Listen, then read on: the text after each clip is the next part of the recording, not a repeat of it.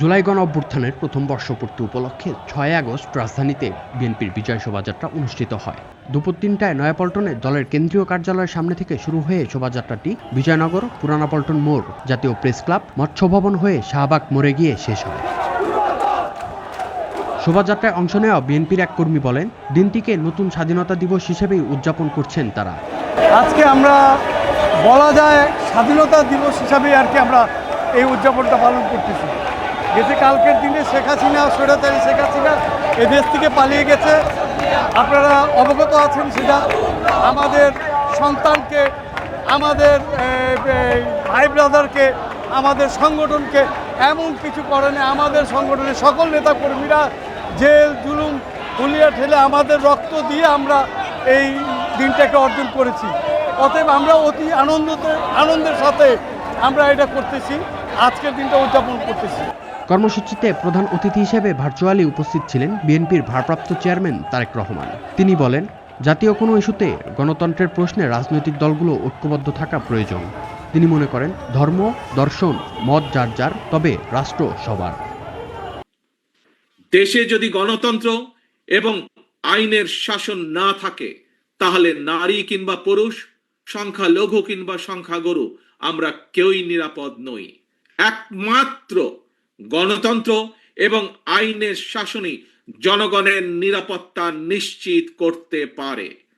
সেজন্যই আসুন দেশে গণতন্ত্র এবং আইনে করার জন্য রাষ্ট্র এবং সরকারে জনগণের কর্তৃত্ব প্রতিষ্ঠা করার রক্তের বিনিময়ে অর্জিত আমাদের গণতান্ত্রিক রাজনৈতিক অধিকারগুলোর সুষ্ঠু প্রয়োগ এবং চর্চা করি।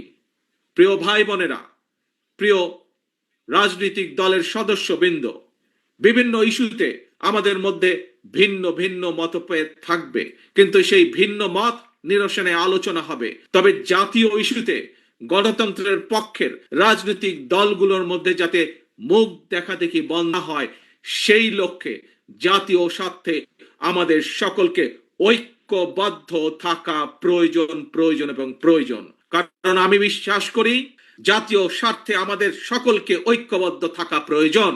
কারণ আমি বিশ্বাস করি ধর্ম, দর্শন, মত যার যার, রাষ্ট্র আমাদের সবার। স্বাধীনতা প্রিয়, গণতান্ত্রিক আমি প্রিয় ভাই ও বোনেরা, জনগণের রায় রাষ্ট্র পরিচালনার দায়িত্ব পেলে বিএনপি কি ধরনের রাষ্ট্র, সরকার এবং রাজনীতি পরিচালনা করবে, দলের পক্ষ থেকে ইতিমধ্যেই 31 দফার মাধ্যমে একটি রূপরেখা জনগণের সামনে আমরা উপস্থাপন করেছি। তিনি আরো বলেন, পতিত ও পলাতক ফ্যাসিস্টের আমলে অন্ধকারের রাজত্ব কায়েম হয়েছিল। আজকের বিজয় মিছিল অন্ধকার থেকে বেরিয়ে আলোর পথে যাত্রা। তবে দেশ এবং জনগণের কল্যাণে এই সকল কর্মসূচি বাস্তবায়নের জন্য বিএনপি জনগণের সমর্থন এবং সহযোগিতা চায়। সবশেষে ফ্যাসিস্ট মুক্ত বাংলাদেশে বিএনপির উদ্যোগে আজ রাজধানী সহ সারা দেশে বিজয় র্যালির কর্মসূচির সাফল্য কামনা করছি। বিএনপি ছাড়াও যুবদল, স্বেচ্ছাসেবক দল, ছাত্রদল সহ বিভিন্ন অঙ্গ ও সহযোগী সংগঠনের নেতাকর্মীরাও মিছিল নিয়ে কর্মসূচিতে যোগ দেন। Sadman Shawon, the Financial express.